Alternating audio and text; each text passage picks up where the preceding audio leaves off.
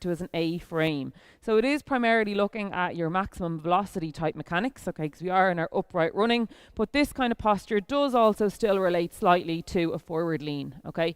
This position's harder to start coaching with, so we'll get somebody used to it in an upright running position, and then we can go from there, okay. So I'll just go through a couple of steps here. So it's just knee up, toe up, pausing, staying nice and tall through your stance leg, okay, and just being confident in your positions, okay.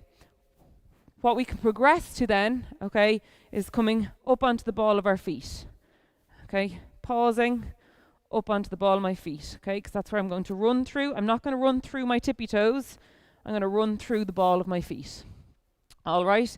So what I'd start with is probably doing that over 10 meters, maybe doing 2 to 3 reps with a walk back recovery. Okay, so we can make it be a little bit quicker then, once we're confident. Okay, up onto the ball of my feet, nice and tall. So just make sure that you don't have somebody sink through this stance leg, okay, that they're not kind of doing this, because we want somebody to think that they're tall, okay, lifting themselves up from that glute, lifting themselves tall, pulling themselves upwards. Okay, so that's your A march. Okay, if somebody's struggling with their arms, get the leg action first. So go with hands on hips, okay, and just walk forward. Okay, common faults that you'll see people leaning backwards, okay, and striking the ground out in front of themselves. Okay, so making sure that the foot comes back underneath their center of mass. All right. Okay, so that's your A march. We can then progress on to an A skip. Okay, so the A skip is starting to add in my claw back running action that we mentioned in the maximum velocity. Okay, this movement. Okay, because what happens at maximum velocity, you come up here, the leg extends out slightly and then snaps back underneath your center of mass.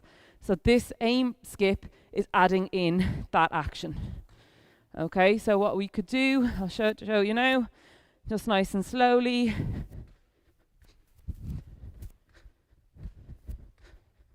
Okay, so again, nice and light, okay? First of all, focus on just having good mechanics, okay? And then we can speed it up to be a little bit more aggressive, okay? Pulling back. Okay, if you have somebody who's struggling, again, we can go hands on hips, or also you can bring them to a wall and do wall clawing drills, okay? So for this, I'm going to stand on one leg, support myself through this, and just work on this movement, up, out, down, up, out, down, up, out, down, and just get a feel for that, okay? And then speed it up. Okay, I might do 10 on my right, turn around and do 10 on my left, okay? And again, if you try this at home yourselves, that is like really good hip conditioning. So up, out and down, 10, 3 sets of 10 each leg, you'll get a feel for that in your hips. Okay, you can progress that one on to a recovery one, okay? Where we'd start back here. So obviously in maximum velocity running, this would be the movement that I'd be going for, okay? So again, we can progress it to start back here, coming through, so heel, coming to my knee, up, out and around. Start again up here, back up and around, up, out and around. Okay, so that would be your recovery wall clawing drill. Again, so if somebody struggles moving forward, then you can bring them to the wall and maybe do that. So we've done our A march, we've done an A skip. Again, different ways of progressing that through. And again, just doing it over maybe 10 meters, then progressing it out to 15, and then progressing it out to 20. Okay, your elite sprinters might do these drills over about 30 meters or so. Okay, but if you can get them done really solidly over 10, walk back 10, you're in a good starting position. Okay, the next one we'll move to is a B march. Okay, so again, this is just trying to help emphasize that opening out. Okay, that's an exaggeration there, but we don't run here and down, we open, up and pull back, okay? So that's when your hamstring gets lengthened, okay? So that's the point when actually the risk of hamstring injury is increasing, okay, when it's lengthening, okay? That slight opening out to then pull back down. So again, we'll just go through a B march. Okay, so I'm just going to come up, out, down, up, out, down, up, out, down, up, out, down. Okay, so you can see you need to have decent enough hamstring flexibility to be able to get that. What you'll find if somebody has very poor hamstring flexibility, they'll come up and then they'll go let that down. They're not able to keep the leg upright. Okay, again, we'll go over maybe 10 meters, up, out, down, put my hands on my hips if I can just concentrate on my leg action. Again, toes up towards my shin the whole time and pulling back. That's your B march. We can progress on to your B skip then. So exactly the same as we would have done for the skip. The A skip, we're adding in just that action to make it a bit more rhythmical, a bit more like a running action on the balls of our feet, okay?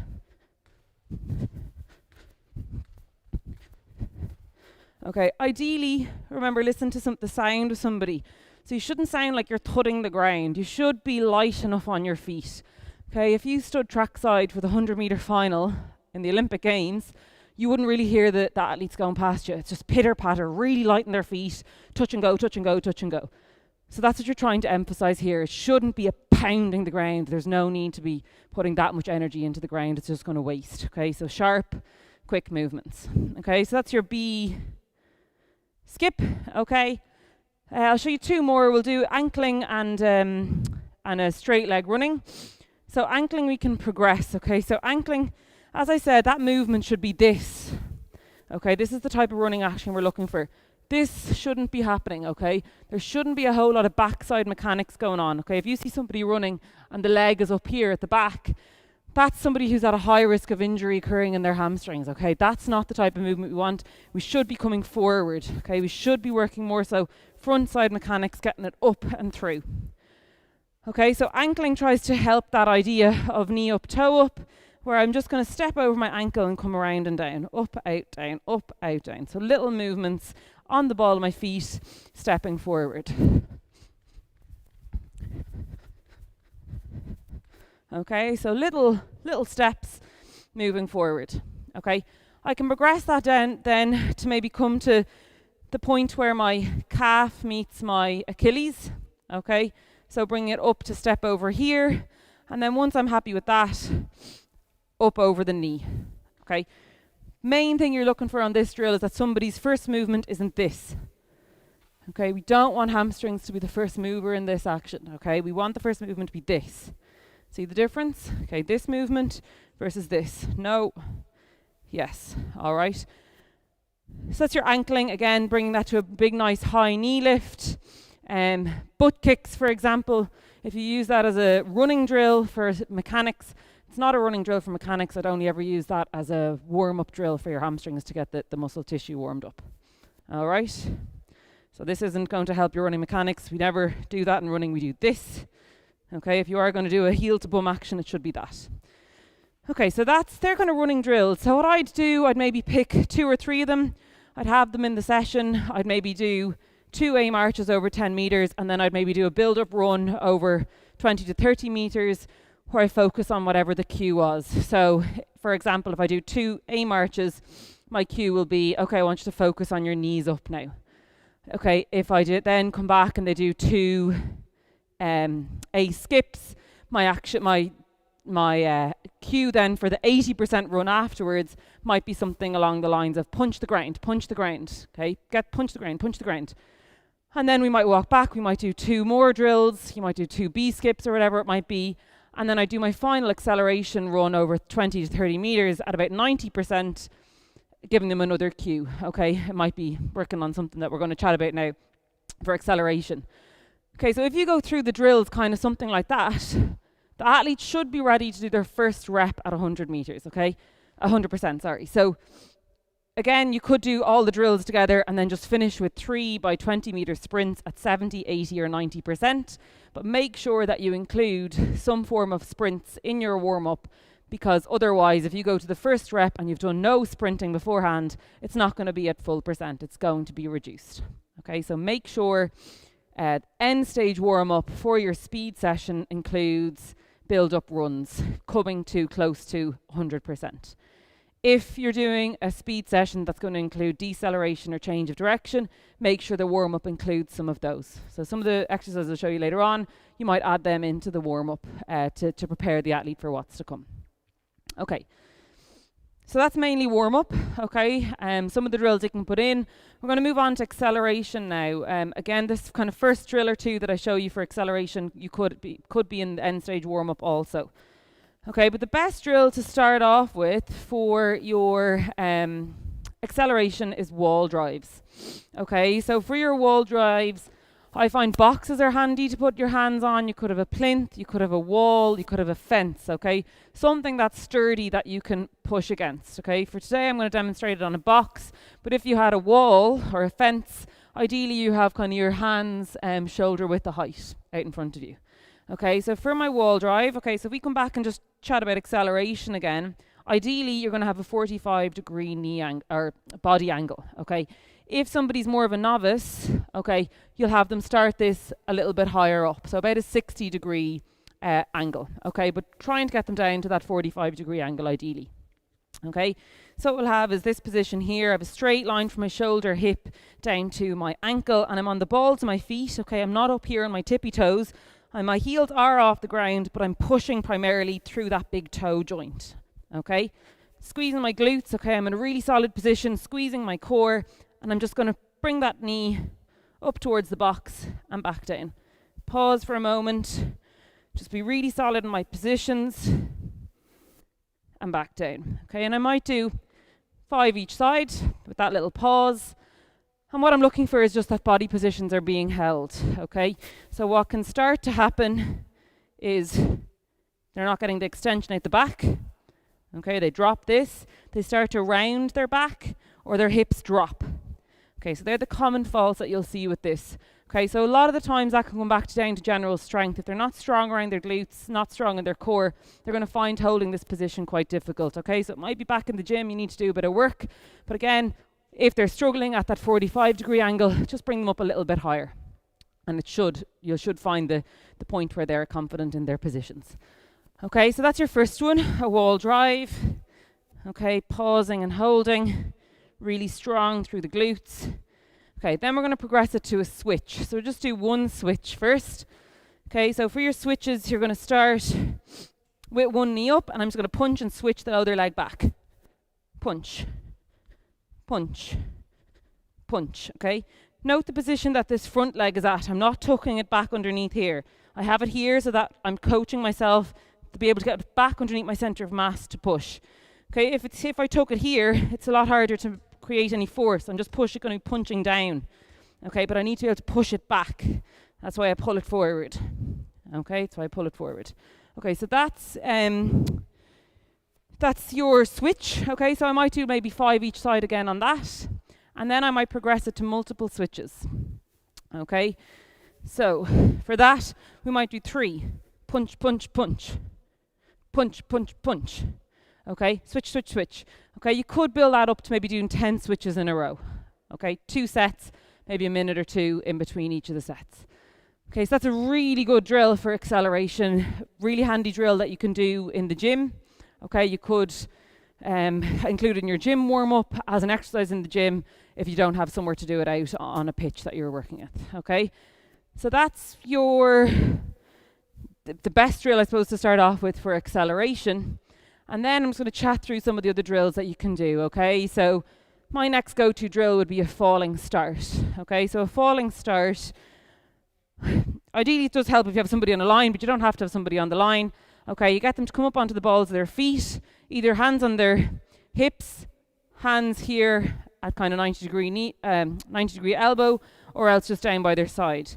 And what we're trying to emphasize here is the forward lean. Okay, so ideally you're just going to tell somebody to fall forward as far as they can and then accelerate through that. Okay, you're going to catch yourself, you're going to save yourself. So the idea is to fall forward, get that foot down and push back behind you as quick as you can. Okay, so I'll show you a dodgy enough demonstration here. So up onto the balls of my feet, fall forward, and off I go. Okay, so again, emphasizing as somebody gets a little bit more confident, they can start falling a little bit more forward.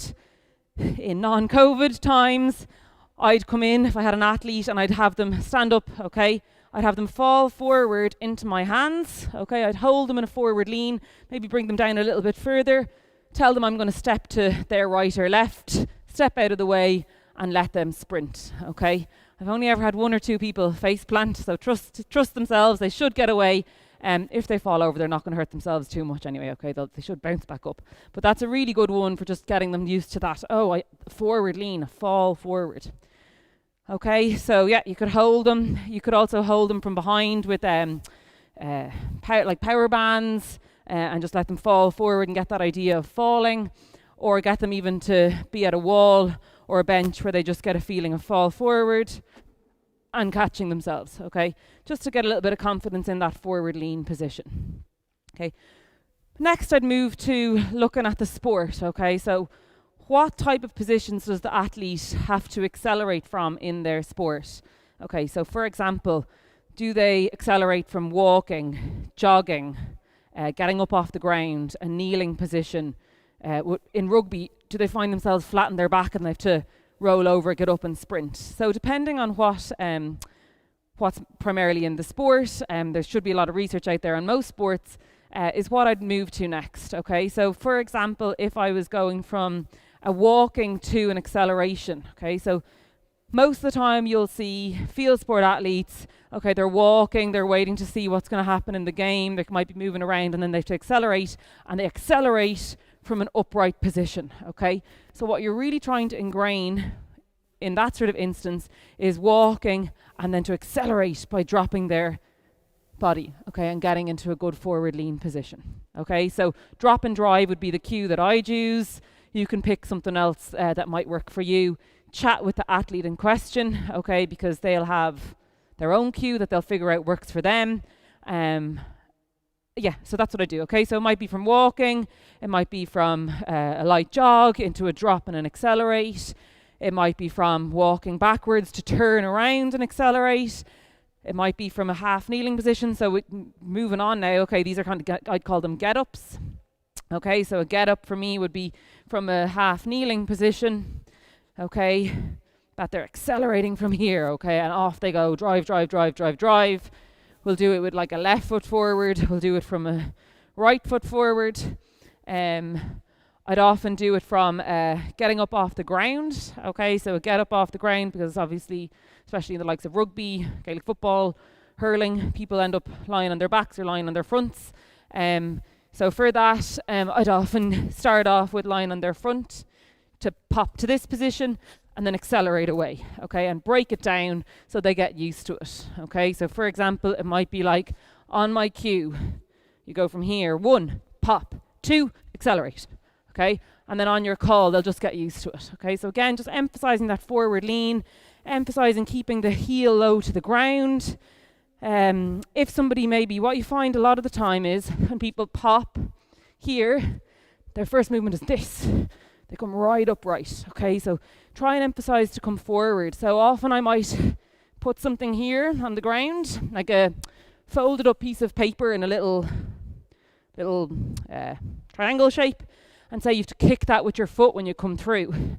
Okay, so it's going to be here, and then they have to kick the piece of paper. Okay, and that's just going to try and keep their foot low to the ground. This type of running motion for acceleration was wasted, okay? Time in the air, wasted space. We want feet to stay low to the ground, okay? You can only accelerate if your feet are on the ground. Okay, so we could do it from lying on our fronts, where they have to roll and basically go through the same action. You can just make it more and more complex, adding in reaction, which I'll chat about in a little bit, to it as well. Okay, so they're your main kind of drills for acceleration that I'd start off with. And again, teach it originally in a non-competitive environment, then add it in competition, then it in reaction, and then make it competitive.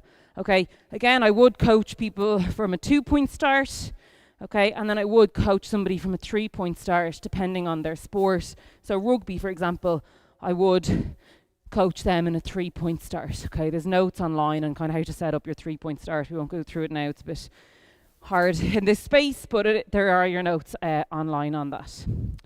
Okay, let's chat briefly then about setting up a plan, a program for speed. Okay, so say for example you're starting with a team. They've never done any speed work before. The coach has said to you, right, after the warm-up, you've got them for 15 minutes to do a speed session with them, okay?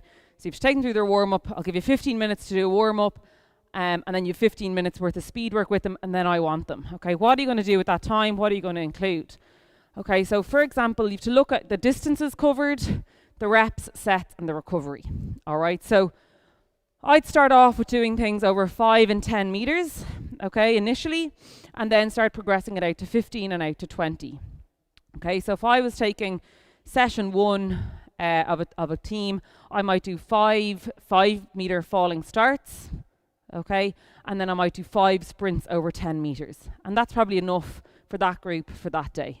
Okay, they might do, you know, a get up or something like that over the 10 meters, whatever it might be. So pick your drill. Okay, so if I'm talking about reps and sets, like if you're running over 10 meters, no more than 10 to 12 repetitions should be done, really. Okay, if you go out to 15 meters, you're talking about 8 repetitions. If you go out to 20, you might get somewhere between 6 to 8, and if you're going out to 30, probably somewhere between 5 to 6 repetitions done. Okay. When we're working on pure speed development, quality over quantity is always the most important thing. Okay, so we want the quality to be in. We're not working on repeat sprint. That's something else that's done elsewhere. This is purely getting somebody faster from A to B.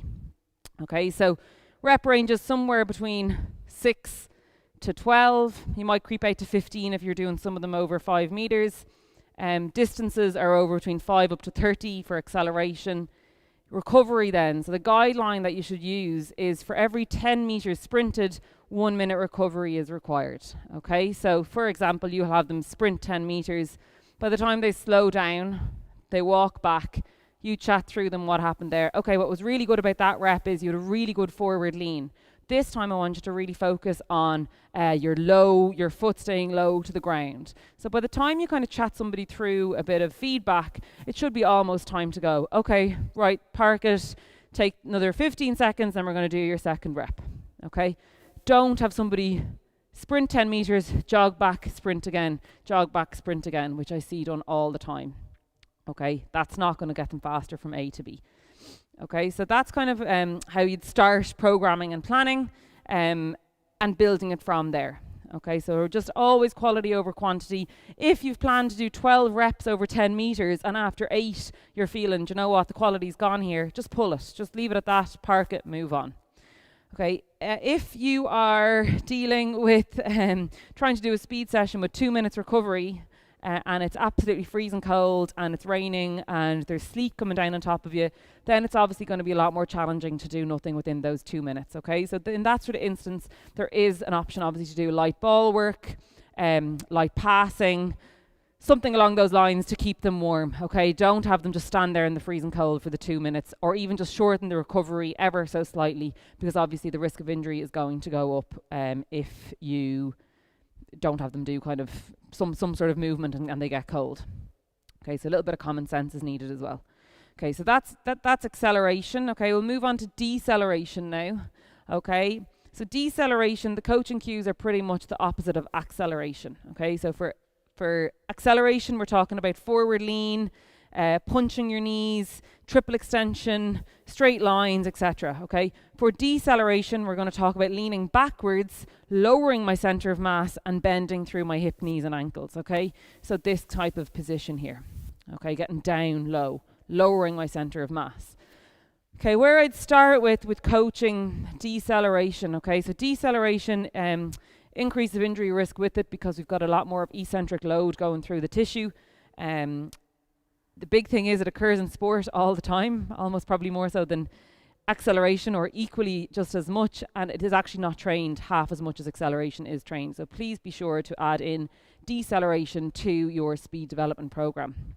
Okay, but where I'd actually start by looking at how somebody squats, okay, and how they move. Okay, how do they move in this kind of lowering their body position? If this is happening when they kind of do a squat pattern, you can be sure that when they're accelerating to decelerated speed, that's not going to look very good. Okay, so we'll have a look at what they look like squatting in that type of position. Then what I'd start with is in the gym, or if you're on the pitch and you have boxes or steps to come off of, I'd look at how do they decelerate from something like a step. Okay, this is probably too high to start with, but maybe a smaller box 20 to 30 centimeters would be where we'd start with, okay? So here I'm just going to look at how do I decelerate myself from coming at this type of level or this type of speed. So I'm just going to step off and stick and land, okay? So we'll do a couple of those to see, can I bend? Can I absorb the force up through my hip, knees and ankles? Or am I somebody who's not very good at it and knees come in, I have a little shake through my knees, my posture falls forward and I can't keep myself upright. Okay, so that's where I'd start. So once you're happy that somebody has taken eccentric load through the tissue in this type of instance, then you'll bring it into running. Okay, so my next drill to go to would just be decelerating to an athletic ready position. Okay, so I'd have somebody go back about 5 meters, and then I'm simply going to tell them, okay, accelerate hard, but you have to stop on a line. Okay, so for example, you have to stop on this line in an athletic ready position. All right, so I'd push them back 5 meters, and I'd say, okay, hard as quick as you can, get to this line. Okay, and people naturally should figure that out for themselves. Okay, if they don't figure it out, they'll end up coming flying forward. They'll be in this kind of position. Some will fall back on their bums, okay, because they wouldn't have been ready for the actual decelerating, okay? So I generally let them have a go themselves, get a feel for it, and then say to them, okay, this time I want you to work on lowering your center of mass as you come into the line, okay? This time I want you to lean backwards as you come in, okay? People who maybe fall forward, okay? Lean back as you're coming into the line, okay? And what I generally do then is I'll have them do another one, and they come, stick here, and I might come in non-COVID times, give them a little push, give them a little shove, okay? See how solid they are in this position, okay? This is your athletic ready position, okay? In field, court sports, I'm able to go in multiple different directions from this, okay? I'm able to turn, I'm able to go where I need to go, okay? If somebody is too low, that's going to be a lot harder to get out of. If somebody is up too high, again, they're going to try and accelerate from an upright running position. All right, so this athletic ready position is the number one that I go to, all right? Depending on the sport, I'd also get them to decelerate into a lunge position. Okay, so it'll be out hard, decelerate down, stick. Okay, for example, field hockey, okay? A lot of the time they're in lunging positions where they have to decelerate and stick that position, but they're not very stable in that position if you get them to do this. Okay, so but just coming down and sticking in this position, okay? Really, really solid through my hips. I generally get them to slap the leg out in front because that's letting that leg know, be solid. Okay, you're supporting me here. I want you to work. And again, I'd switch it up. We do it both sides, okay? So they come down, stick in this position here. Okay, watch what's happening the back knee. Watch what's happening out this ankle out the back. Are they still pushing through that back toe, or have the ankles gone something funny like this? Okay, so it should be solid from their toe right up through the torso.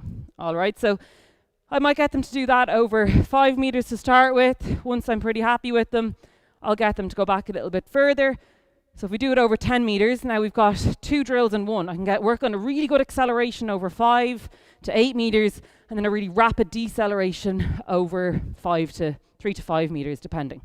Okay, really good drill there. Okay, that's kind of what happens in sport. Okay, once I'm happy, the deceleration to stick is good. Then I'll add in maybe a reacceleration, okay, where they have to come in, stick, and then actually accelerate out again. Or they might come in, stick, and backpedal, okay? So depending on the sport that you're dealing with, might depend on the type of movement that you include, all right? So accelerate out, stick, and then it might be forward. You might add in running to different cones to their right, to their left, a turn and sprint, diagonally, okay, just making it a little bit more specific. Okay, so that would be my main go-to for your deceleration. If we go on to then what I've already kind of mentioned, your backpedaling, I'll always coach somebody how to backpedal as well, because what I find is a lot of people, when they have to backpedal, they do this type of thing, okay, where they bringing their heels up to their bum and kicking back, where really they should be keeping their feet low to the ground. Okay, so my coaching cue for backpedaling would always be, imagine you're on a skateboard. Okay, so imagine you're on a skateboard and you have to push yourself backwards. Okay, same idea as acceleration, keeping your feet low to the ground. Okay, this is too slow, you're not going to get where you want to go very fast. Okay, so coaching somebody how to backpedal is also important. But generally that's the one that goes out the window in a game. They don't think about that too well. Okay, so that's your back pedaling. Okay, now we'll move on to more lateral movement and change of direction. Okay, we'll keep going for 2 or 3 more minutes anyway on this, and then we'll take a break. Okay, so lateral movement. Okay, again, depending on the sport you're dealing with, I'll always coach somebody how to side shuffle. Okay, most important thing with side shuffling is that the feet never come together and that we don't cross over. Okay, so ideally I'm keeping my feet at least hip width apart the whole time. I'm not bringing them together. Okay, the struggle is if you bring the feet together and then you have to go this way, it's a hell of a lot harder than if I'm here in a good base of support. I can turn and punch and go the direction that I want to go. Okay, so I'll start off getting them to do it like nice and slowly, little movements, just having a feel, staying low. My cue would be imagine yourself in a little bit of a tunnel.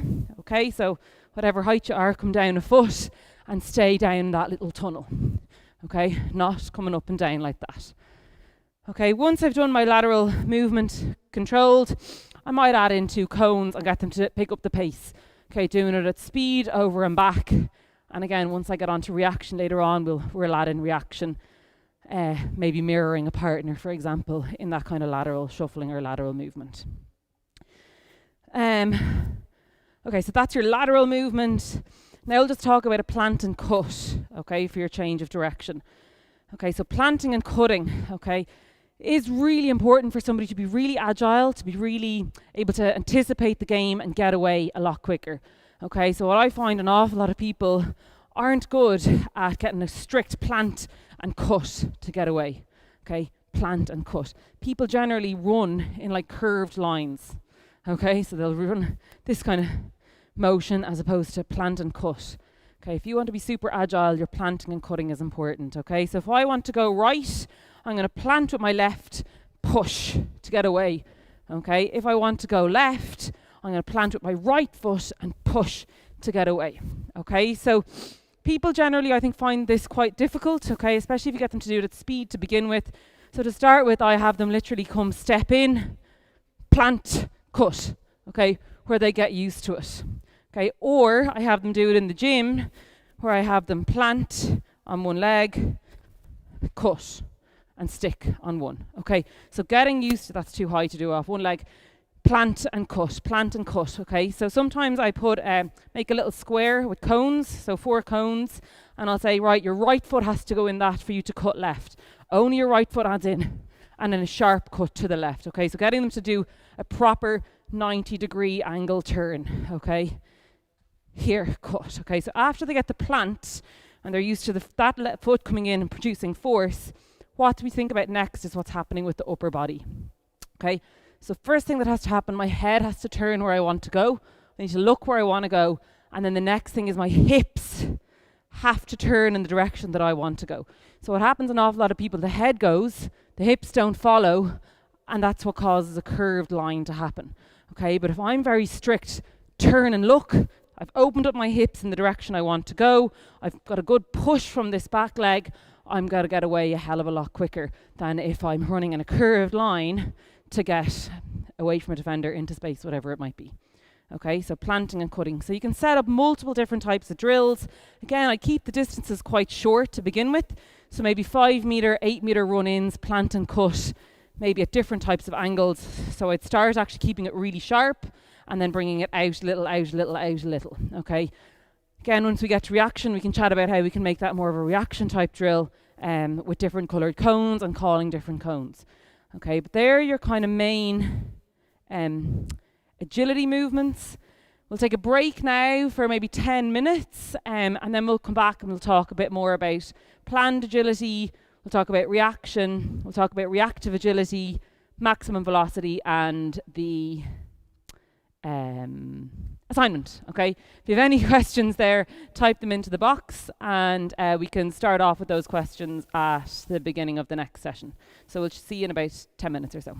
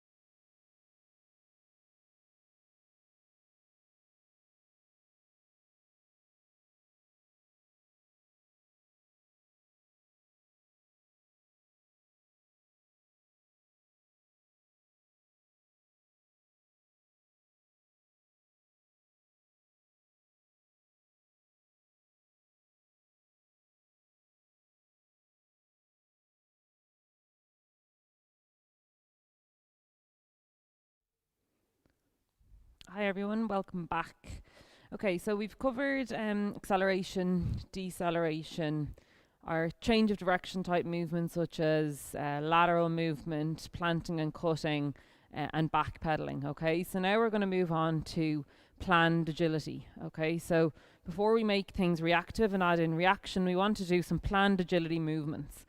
Again, these obviously have a purpose. They have somebody used to moving in certain types of directions, but obviously on a pitch or on a course, we're not going to have somebody going through planned movement. So while they have their place and they need to be taught, as soon as we can, we need to start making them more reactive. Okay, there's loads of different types of planned agility out there.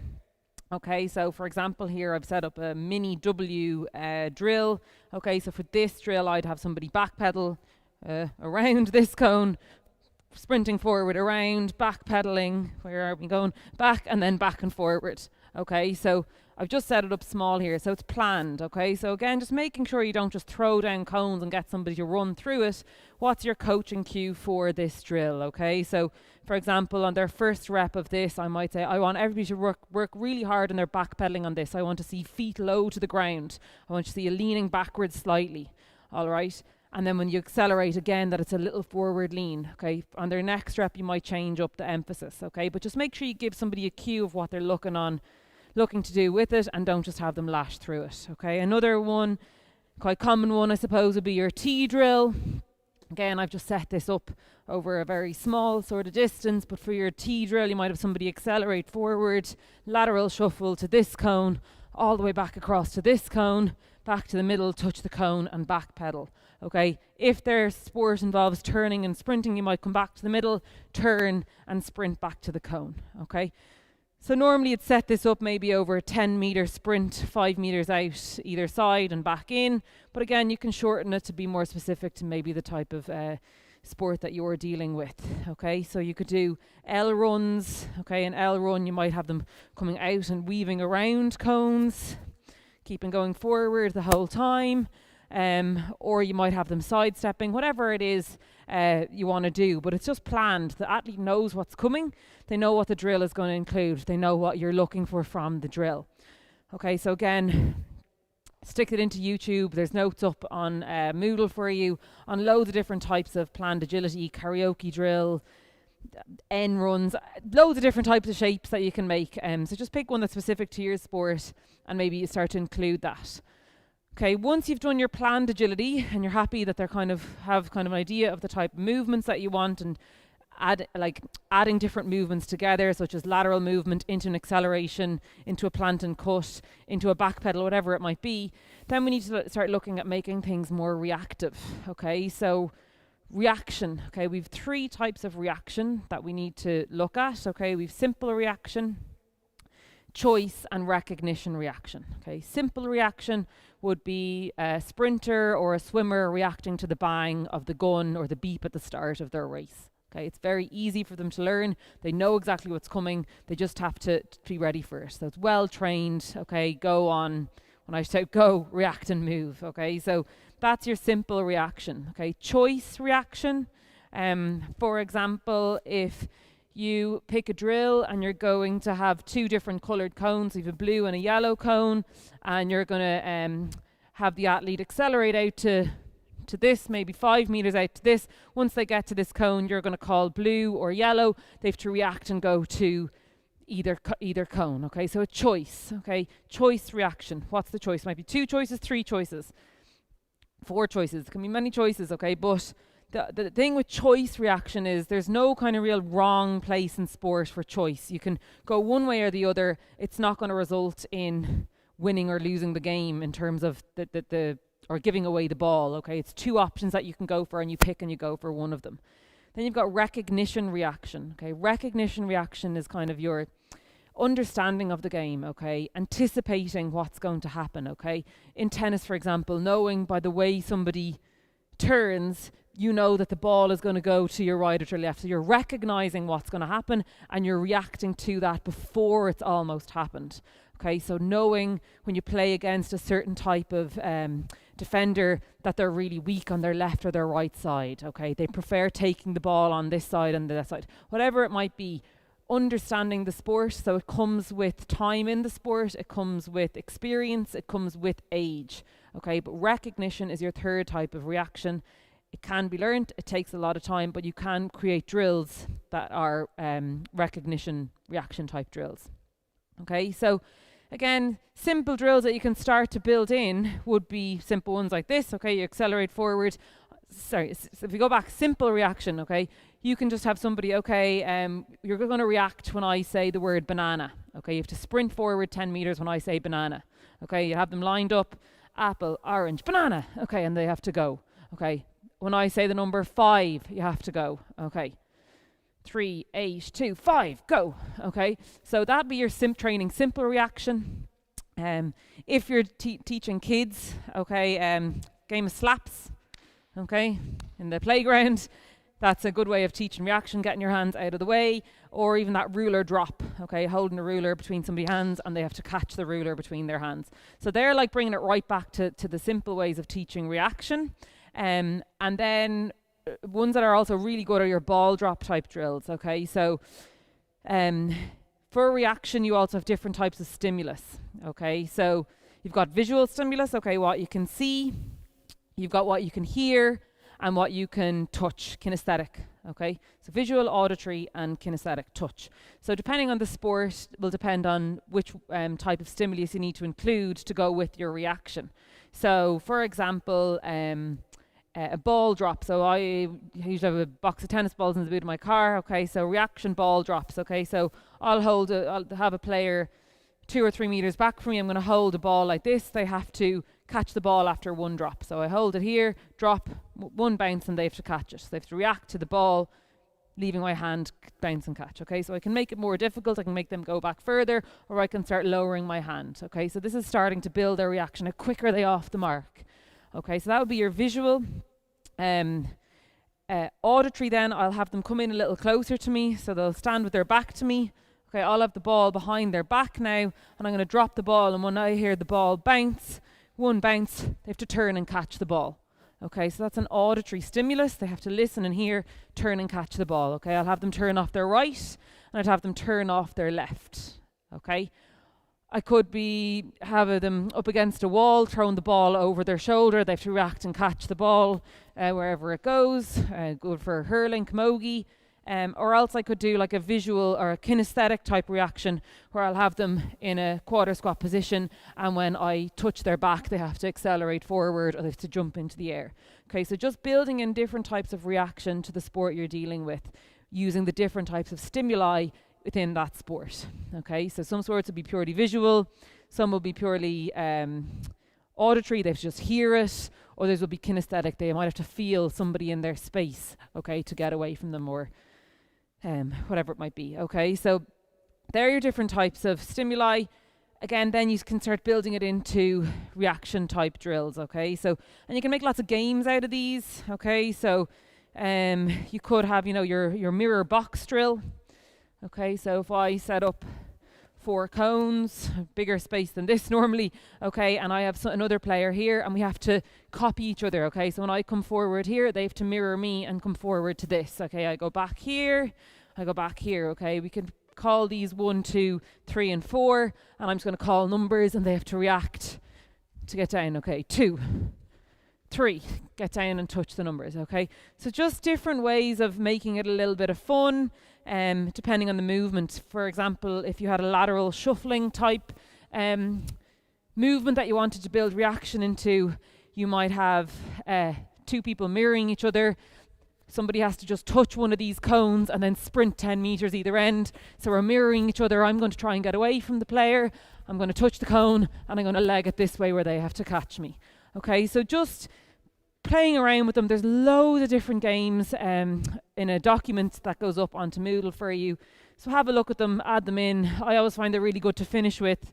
Players find them good. If you're using them as a primer, even before a match to finish, and if you do a bit of warm-up in the changing room, it's good to add in a little bit of that. It's quite fun.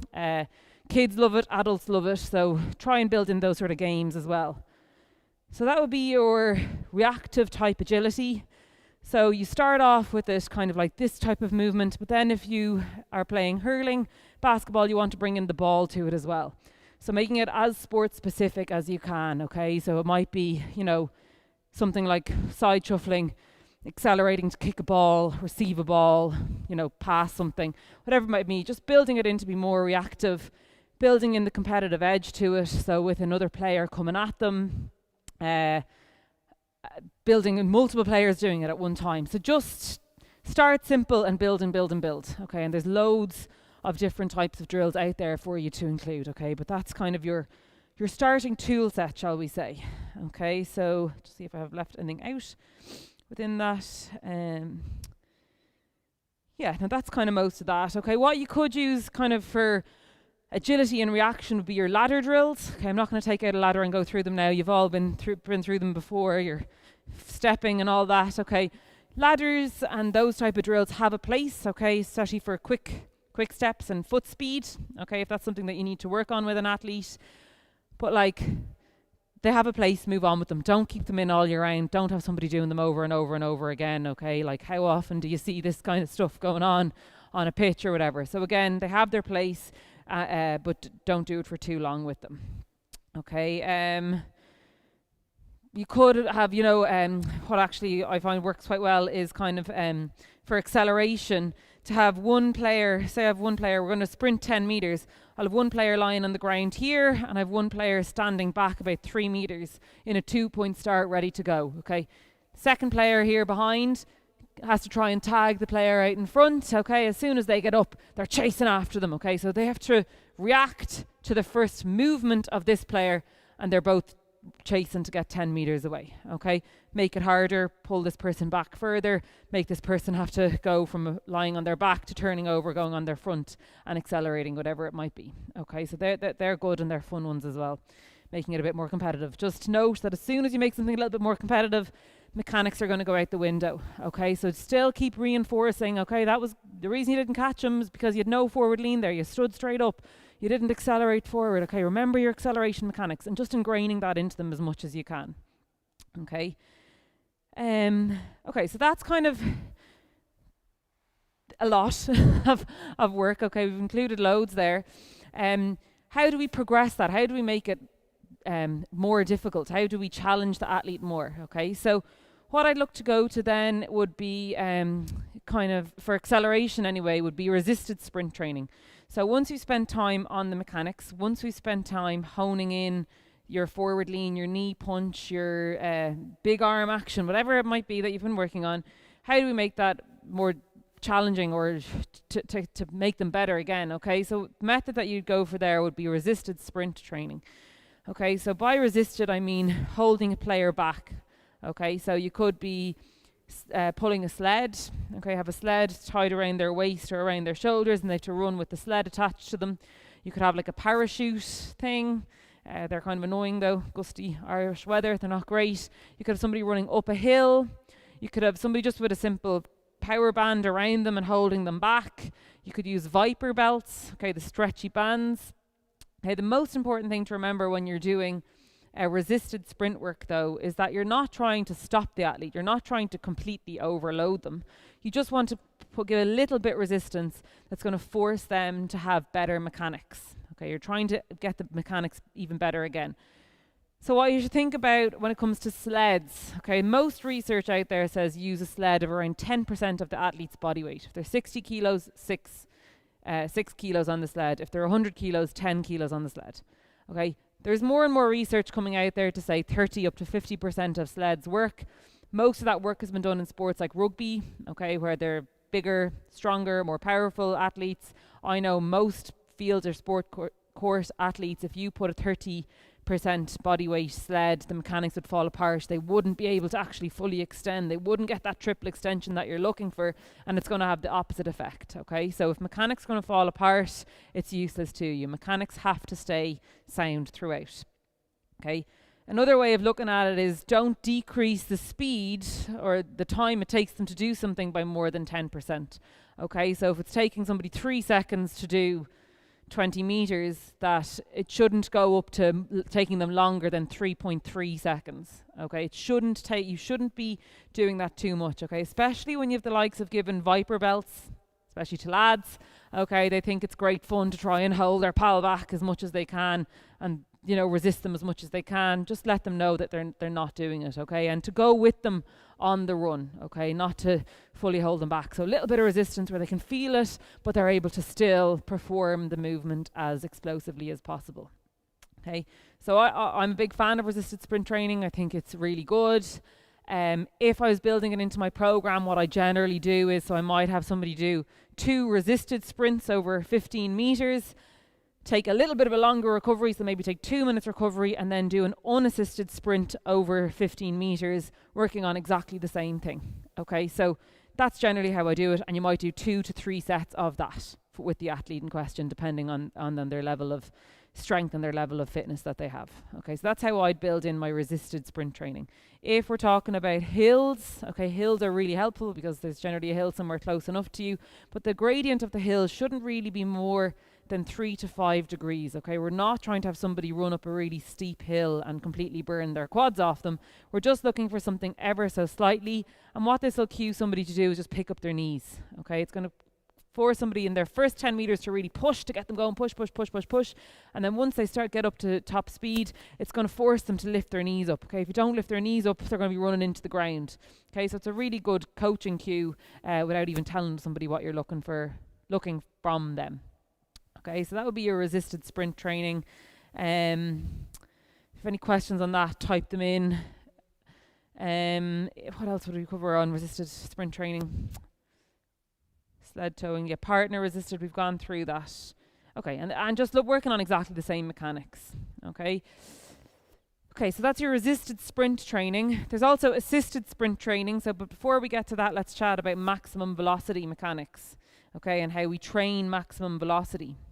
Okay, so again, if we just come back to the 100-meter model of sprinting, we've got that kind of 30 to 60 meter phase of the race where somebody is in their upright running mechanics. Okay, they're standing tall. Okay, a winger in rugby.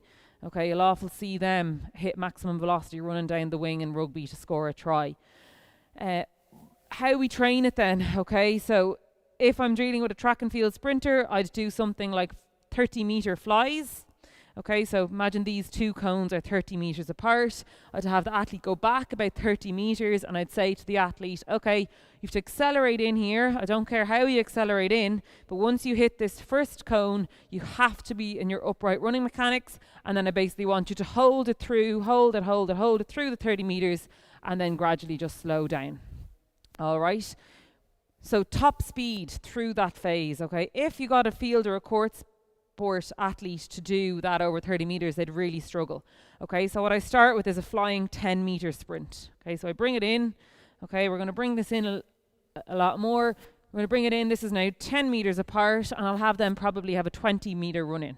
Okay, so they'll probably have a 20-meter run in or so, maybe 25.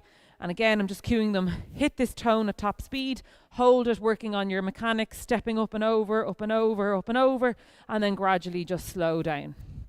Okay, so because we've got like a 20-meter run in and a 10-meter sprint, it's about a 30-meter sprint. So the recovery that you need there is about 3 minutes between each of the runs. You probably wouldn't do more than 6 of them in a session. Okay, if you are doing that in a session and you've got a manager on the pitch looking at you going, what the hell, why are they resting so much? They're not really doing anything. Obviously educate the coach and the manager on what you're doing. But you might actually decide, okay, do you know what? We're going to do 8 15-meter accelerations, and we're going to finish with 2 10-meter flies. Okay, we're not going to dedicate a whole session to maximum velocity if you don't have the time to do it. If you have the time to do it and there's certain phases of the year, or there's certain players who are in certain positions, such as your winger in rugby, then you might give them that time to do a little bit more maximum velocity work than players in other positions who don't really hit maximum velocity as often. Okay, so that's your main way of coaching it. Flying runs, they're called. I generally tell somebody to try and run it at 95%, because usually when you tell somebody to run it at 100%, this happens and they're really tense, whereas 95% they generally will relax a little bit more. Okay, relax their shoulders down and kind of allow themselves run fluidly through it. Okay, if somebody has never been exposed to maximum velocity training, be aware, getting them to do 6 runs in the first session. They're not going to like you the next day. They're going to be stiff. They're going to be sore. So again, building up the tolerance of it, 2 or 3 reps, 4 reps, 5 reps, maybe up to 6 reps in time. But plenty of recovery in between, and making sure again you've got a full warm-up done, lots of hip mobility, lots of hamstring flexibility, mobility and activation work done, so that the tissue is able to tolerate that kind of load. Another way of doing it, if you're looking to mix it up, would be something called ins and outs. Okay, so again, imagine these cones here are a lot further apart. Okay, imagine there's 15 meters between each of these cones. So what I might have somebody do is go back 15 meters. Okay, you're going to accelerate 15 meters here. Here you're going to be accelerating. You're going to take the foot off the gas here, slightly slower, and then try and go maximum velocity again through this phase. Okay, and that just kind of helps mimic a little bit more what might happen in a game where somebody's accelerating and then they're at maximum velocity. Then something happens in the game and it changes direction or slows down. And then they have to go again. And it just mimics that a little bit more for a sport, okay? You could also do kind of maximum velocity runs for a field sport where they're weaving in and out of cones, just to make it a little bit more specific, so that they're kind of running on leaning one way or another. And also you could have them catching balls at speed, okay, if it's something that happens in their game. Football, rugby, for example, that you have them, okay, upright running, and they have to catch a ball at speed, okay? So again, we do try and coach somebody to be running nice and tall and open, but if you're dealing with a rugby player, they can't run like this down the pitch, because more than likely there's somebody coming at them from one direction or other that's going to try and take them out. So they generally have to run a little bit more hunched to protect themselves from that possible tackle that's coming from some direction, okay? And that's okay. That's all right for them. But again, make it as sport specific as you can, but do expose your athletes to it, because the last thing you want to see is the last 10 minutes of a game your player hits maximum velocity and an injury occurring. Okay, so that would be your maximum velocity type work. Yeah.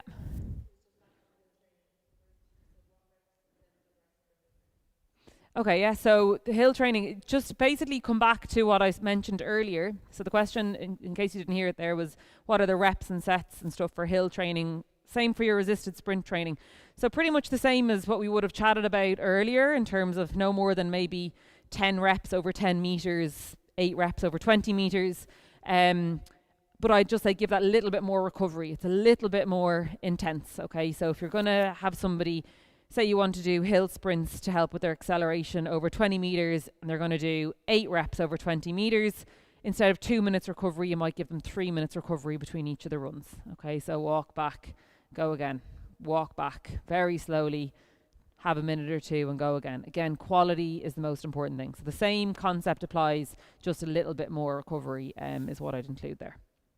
Hope that makes sense. And again, as I mentioned, you could add in, they do 2 reps on a hill, and then they find ideally a flat surface right beside the hill, and they do something on the flat where they're trying to mimic exactly the same thing. I find that actually works quite well. But if you find that hill, let me know where it's located, because it's hard enough to find the two of them side by side. Okay, what we move to next? Okay, so assisted sprinting then. Okay, so assisted sprinting is where we're looking at pulling somebody, towing somebody, so pulling somebody along. So resisted, we're trying to pull them backwards, okay, and assisted, then we're trying to tow them, okay. So it's mainly used for, you can use it for acceleration, but it's more so used for your maximum velocity type work. And the idea is to, athlete obviously for a maximum velocity sprint has to work hard to get up to top speed, okay. By towing somebody and pulling somebody along, it actually takes a lot of the work off them for this phase, so they can save it for this phase, okay? And it's going to just have them, this part be a little bit easier, okay? It'll work on their turnover being quicker, okay? Their stride frequency increasing, and their step length through this phase increasing, okay? Contact times, obviously, through this phase of sprinting, if you're an elite sprinter, they're about 8.9 of a second, okay? They're really, really slow, 8.09 of a second, really, really slow. We're talking about hundredths here. So really, really low. So bam, bam, bam, bam, bam, really quick. But we don't want them to take longer on this. So for acceleration, we want to take time on the ground, spend a little bit of time. So it might take about 0.2 of a second on the ground here. But once we get up to our maximum velocity phase, we want it to be a hell of a lot shorter. So by towing somebody, that can help with that. Ground contact times being quicker, stride frequency increasing, and increasing their step length. Okay. Same idea with your resisted sprinting if you're going to do towing. Okay. You might do 2 reps towed and then 1 rep where you're trying to do exactly the same thing without the towing. Okay. So where they get through that phase. Okay. It's less common. The equipment to do it is not as readily available, shall we say. And I find generally a lot of people, when you do towing with them, unless they're an elite sprinter or track and field athlete, they end up leaning backwards and blocking themselves because they kind of get the sensation they're going to fall over, which is completely useless. It's stopping what you're trying to happen. So unless the athlete's able to trust it and just allow it to happen, it can be detrimental, I suppose, somewhat to what you're trying to achieve. Okay, so I suppose that's your assisted sprinting. Chatted through all of that. Okay, and then I've mentioned your change of direction drills and games, so that there is that file up on Moodle. I'm not sure what it's called, but have a look at that and see the different ones, the reaction sparklers, the turning reaction games, the mirror games. I've kind of chatted through some of them already. Okay, so that's most of the content that we're going to cover for today. In the next workshop, what we actually spend an awful lot of time on is plyometrics, okay, and how we can build them into programming for speed, all right? So some of what we've covered today, I skipped some of the plyometric elements of how you progress things or add them in, but we'll add them in the next day, okay? Like your bounding, your box jumps, your pogos, all that work we're going to cover the next day. Does anybody have any questions there? If you have any questions, type them in there, and then I'll just quickly chat through your assignment. I have it here somewhere. Your assignment 1 for this module. Okay, so there is 3 parts to the assignment. Okay, I think it's open on Moodle for you there. I just checked and it was up. Okay, so 3 parts. The first part is explain and describe 3 characteristics of speed athletes and briefly compare the sprinter to the endurance athlete. Okay, so again, this is worth 20 marks. There's 2,500 words, so I'd be, estimating 20% of my word count goes to this section. So I can't do the maths there, but it's about 500 words goes into this section. All right. So 3 characteristics of the speed athlete, okay, referenced. So it could be their body composition, it could be their fast twitch muscle fibers, loads of different characteristics that they have, and compare them to the endurance athlete. What makes a sprinter different to an endurance athlete? Make sure you include references. Remember, you're module 5 now, so references are expected, and use your Harvard referencing, and make sure that you look up the student handbook on how to Harvard reference. Okay, the next part is part B. So in relation to sport, define and describe. So anytime something says define, it has to have a reference to go with it. So define and describe biomechanics, kinetics, and kinematics. Okay, so what does biomechanics mean? What is kinetics? What is kinematics? So I give a clear referenced definition and then a sentence or 2 for each to describe it in your own words. Okay, and the next part of that section is in relation to sport. Describe how sprinting kinematics change throughout the 3 distinct phases of the 100-meter model of sprinting, and that's worth 25 marks. So we've got sprinting kinematics and how they change through the 3 distinct phases. So 3 distinct phases, you could pick your acceleration, transition, and your maximum velocity. And then the kinematics, how they change. So there I'd be looking at stride length, stride frequency, contact time. You might even want to talk about kinematics of what it looks like, okay? So chatting through that in your own words with references to support and compare and contrast the different phases. And then finally, part C is design a speed training session for the group detailed below. The session is the initial session of a 4-week cycle for the group. You will also need to detail the progressions of this section over the 4-week period. one speed session is planned for each week during this cycle. Okay, so it's one session a week for 4 weeks, completely new novice athletes to speed development. Okay, the target, they're an under 18 hockey team. They've limited strength and power training, not exposed to speed training, and they've already done like pre-season work, so they've done a bit of work, and now they're into their second 4-week cycle of pre-training. One speed session, and then it gives you a little bit of detail on the players and the group. But what you have to do then, okay, so you have to detail the warm-up for the speed session. It's worth 10 marks. So what exercises are going to be in the warm-up? How are you going to organise it? How are you going to lay it out? And any of the coaching points of the technical drills that are included, okay? So you should basically be detailing out your ramp warm-up there, how many reps, how many sets.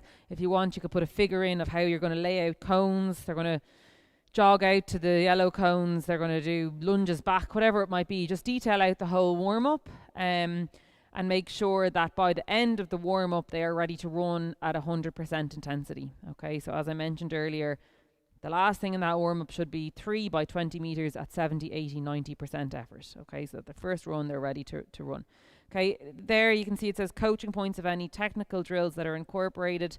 For that, you should be including your A marches, A skips, that sort of thing, and giving your coaching cues with it that we covered today. Wall drives, wall clawing drills, whatever it might be that we covered earlier. A couple of those that are in.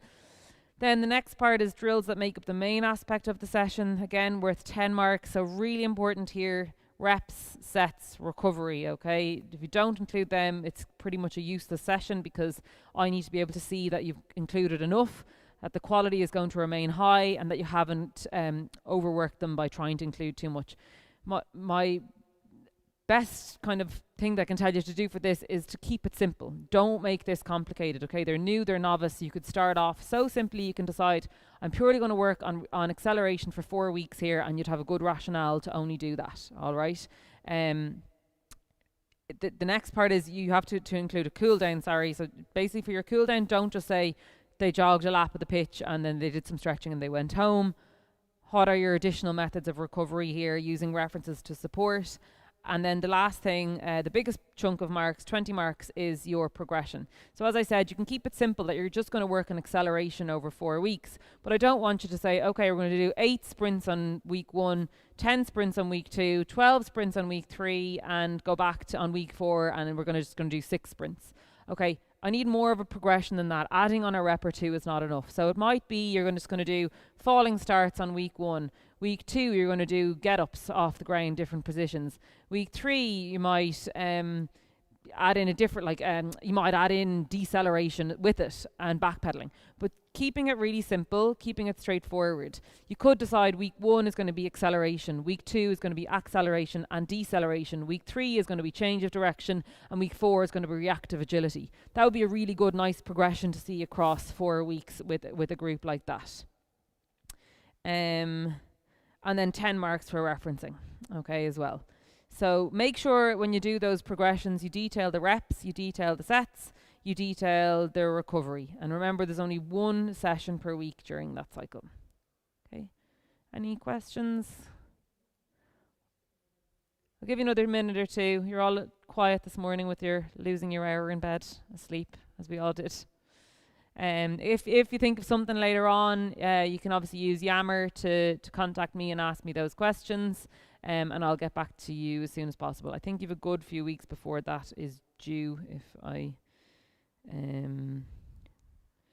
check it here. If it'll open for me. Due the 18th of April, I think. But double check that yourselves. Don't trust me on that one. Any questions? No questions. Okay, thanks for joining us, guys. I'll see you in a couple of weeks for workshop 2.